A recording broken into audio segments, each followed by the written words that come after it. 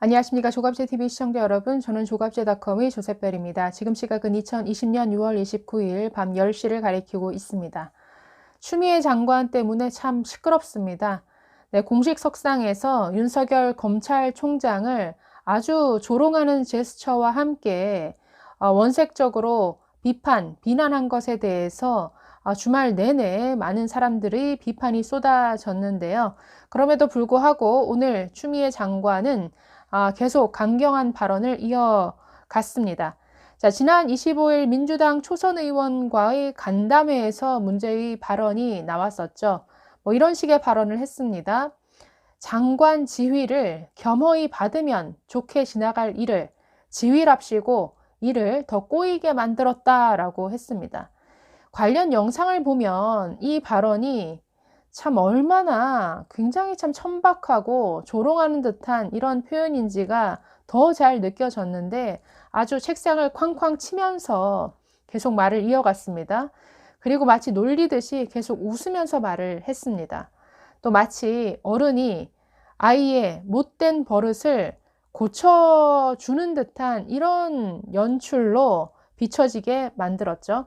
네, 추 장관은 과거에도 윤석열 총장을 향해서 내 명을 거역했다라는 표현을 쓴 적이 있는데요. 법무부 장관과 검찰총장의 관계를 상하 관계로 인식하는 것 같죠. 이것은 완전히 엉터리 인식이죠. 우리나라 행정조직은 보통 정부 조직법에 따라서 편제가 되는데 부가 있고 처가 있고 청이 있습니다. 검찰청은 법무부 산하에 있는 어떤 대통령령으로 규정된 내청이 아닙니다. 엄연히 법무부와 따로 독립되어 있는 별도의 법률에 따른 조직이 검찰청입니다. 그렇기 때문에 법무부 장관이 뭔가 검찰청장의 상급자가 아닌 것이죠. 엄연히 독립된 기관입니다. 이뿐 아니라 검찰총장과 검사는 헌법에 그 임기와 역할이 명시되어 있는 별도의 독립적인 헌법기관입니다. 그렇기 때문에 명을 거역했다, 내 지시를 잘라먹었다라는 이런 추 장관의 표현은 굉장히 무식한 표현이죠. 마치 아랫사람을 다루는 듯한 이런 표현을 쓰고 있는데 이것은 명백히 법령과 검찰의 정치적 중립을 훼손하는 아주 중대한 월권 행위이고 직권 남용에 해당하는 이런 발언입니다. 자, 추미애 장관의 이런 거친 발언에 대해서 아주 여기저기에서 비판이 쏟아졌는데 어떤 비판이 있었는지 한번 살펴보려고 합니다. 가장 적극적으로 아주 가장 많은 비판을 쏟아낸 사람은 역시나 요즘 여당을 향해서 가장 열일하고 있는 진중권 전 동양대 교수입니다. 자, 이 발언이 있었던 다음 날 26일 오후부터 어제 28일까지 무려 10건이 넘는 글을 자신의 페이스북에 올렸습니다. 먼저 처음으로 이런 글이 올라왔었네요. 여러분, 추미애가 그 발언하는 동영상 보셨어요? 그거 꼭 동영상으로 봐야 합니다. 표정과 제스처를 포함해 문자로는 전달이 안 되는 시각 정보가 담겨 있거든요. 군대 갔다 온 사람들 월남전 스키부대 얘기하듯이 완장지를 개인 무용담이랍시고 늘어놓는 모습 좀 모자라 보입디다. 수준하고는 꼭 찾아보세요 라는 글을 올렸습니다. 그러니까 추미애 장관의 저런 행동이 전형적인 완장질이라는 이런 지적이죠. 자, 또 두 번째로 조롱하듯이 이런 글도 올립니다. 얼마 전에 그 추미애 장관을 가리켜서 사상 최악의 법무부 장관으로 기록될 것이다 라고 스스로 얘기를 했는데 그에 대해서 수정합니다 라고 글을 올렸습니다. 역사상 차악의 법무부 장관으로 최악은 아니고 차악이라는 것이죠. 그러면 최악은 누구를 말한 걸까요? 자, 이렇게 얘기하고 있네요. 생각해보니 최악은 이미 있더군요. 아마도 직전 법무부 장관이었던 조국 전 법무부 장관을 가리킨 이런 내용이 아니겠는가. 27일 밤에도 이런 글이 올라왔습니다. 법무부 장관이 친문 패밀리 집사인가? 추미애 장관, 법무부 장관이 유시민 씨 뒤치다꺼리 해주는 자리입니까? 한명숙 씨 전과 기록 말소해주는 자리입니까? 법무부 장관이 어디 친문 패밀리의 집사 노릇하는 자리입니까? 법무부 장관이 지켜야 할 것은 친문 패밀리가 아니라 권력으로부터 검찰과 사법부의 독립성입니다. 집사가 하고 싶으면 장관 그만두시고 나처럼 고양이를 키우세요. 그럼 집사 노릇해도 칭찬받을 겁니다. 자, 이뿐 아니라 추 장관의 집요한 윤석열 총장 비판을 스토킹에 비유하기도 했습니다. 자, 이런 글도 올라왔습니다. 최근에 정부가 스토킹 처벌법을 추진하기로 했다라고 하는 기사를 링크를 해놓고 이렇게 글을 올렸습니다. 추미애 이제 끝장이네. 무려 징역 5년이래요.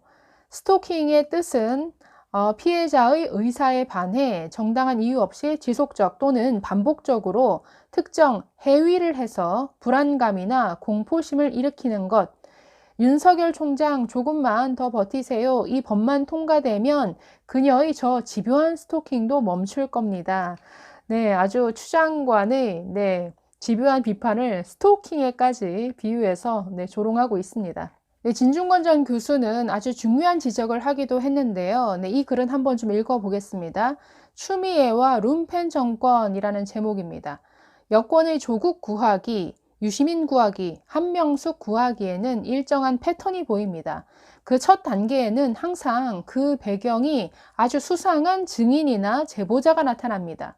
조국 구하기 때에는 금융권의 주식 브로커들이 증인으로 나타나 조국 정경심에게 유리한 허위 증언을 했었지요. 유시민 구하기 때에는 사기죄로 복역 중인 이철과 사기, 횡령, 협박의 전과가 있는 제보자 지모 씨가 등장해서 같은 역할을 합니다. 이게 지금 채널 A 관련 그 사건이죠.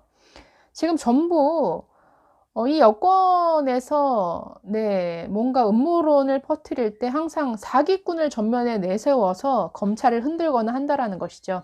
또 계속 보시면 한명숙 구하기 때에는 한만호와 함께 수감 생활을 했던 전과자들이 거의 10년 만에 갑자기 증인으로 나서서 강압 수사를 받았노라고 주장합니다. 타이밍이 예술입니다.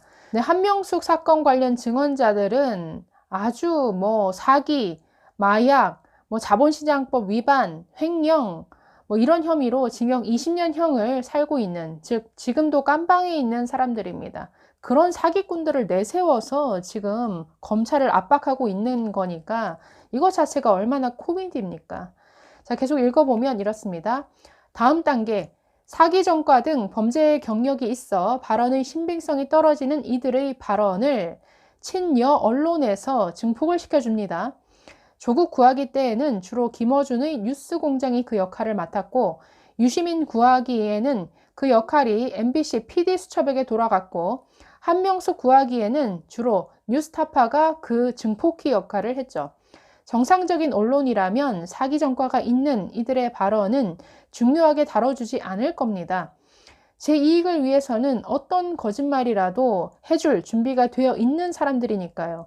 정상적인 언론이라면 외려 이들이 갑자기 이상 행동을 하는 배경을 캐고 들어갔을 겁니다. 지금 채널 A와 관련해서 또 한동훈 검사장을 흔들고 있는데, 지금 이것도 역시나 사기꾼의 말만 믿고서 지금 이렇게 몰아가고 있죠. 그들이 서로 어떻게 짜고 이런 판을 벌이고 있는 것인지는 사실 아무도 모르는 것이죠. 여기에 또 MBC나 이런 언론들이 얼마나 가담하고 있는 것인지 사실은 이걸 더 밝혀야 됩니다. 자, 계속 보겠습니다. 마지막 단계. 이렇게 언론에서 프레임을 짜주면 거기에 따라 지지자들이 아우성을 칩니다. 자, 처음 사기꾼이 등장을 하고 그 다음 어용 언론이 도와주고 그 다음 지지자들이 아우성을 친다라는 것이죠.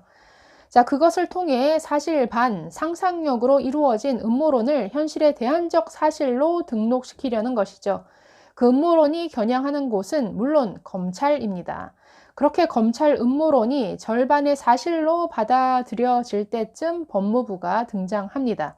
그래서 수사를 못하도록 검찰의 손발을 쳐내는 일에 착수합니다. 이로써 전과자 법무부 동맹이 완성됩니다. 일국의 법무부 장관이 전과자들과 콤비 플레이를 하는 나라가 또 있나요? 마약 천국, 멕시코에서나 있을 법한 해괴한 커넥션이 만들어진 것이죠. 이렇게 장관이 나서서 비호를 해주니 사기꾼 지모 씨가 검찰의 소환에 불응하며 외려 나 잡아봐라 조롱하는 사태가 벌어지는 겁니다. 네, 지금 채널 A와 관련한 사건에서 네, 뭐 증인으로 나선 지모 씨가 지금 날마다 검찰을 조롱하는 글을 여기저기 올리고 있습니다. 자, 이 자의 수사를 맡은 서울중앙지검의 장은 네, 이성윤 지검장이죠. 정권에서 꽂은 인물, 총장 말 안 듣는 사람입니다. 총장 건너뛰고 직속 상관이 추미애지요. 물론 추미애 장관, 서울중앙지검장을 등에 업은 거물급 인사이시니 일선 검사의 소환 따위는 그 눈에 우습게 보이는 겁니다. 이게 나라입니까? 추미애 장관이 문재인 정권을 룸펜 정권으로 만든 주범입니다. 라고 이렇게 글을 썼습니다. 네, 추미애 장관의 이런 폭주에 대해서 여권 안에서도 비판의 목소리가 나왔죠. 네, 민주당의 조응천 의원은 네, 이렇게 얘기를 했습니다. 30년 가까이 법조에 머물면서 한 번도 경험해 보지 못한 낯선 광경으로 말문을 잃을 정도다라고 이렇게 참 한탄의 심경을 피력했습니다. 그럼에도 불구하고 오늘 계속해서 강경 발언을 쏟아냈는데 자, 오늘 월요일에도 추 장관 이렇게 말했습니다. 통제되지 않는 권력은 폭주 기관차와 같다. 그 폭주는 반드시 국민의 피해로 귀결된다.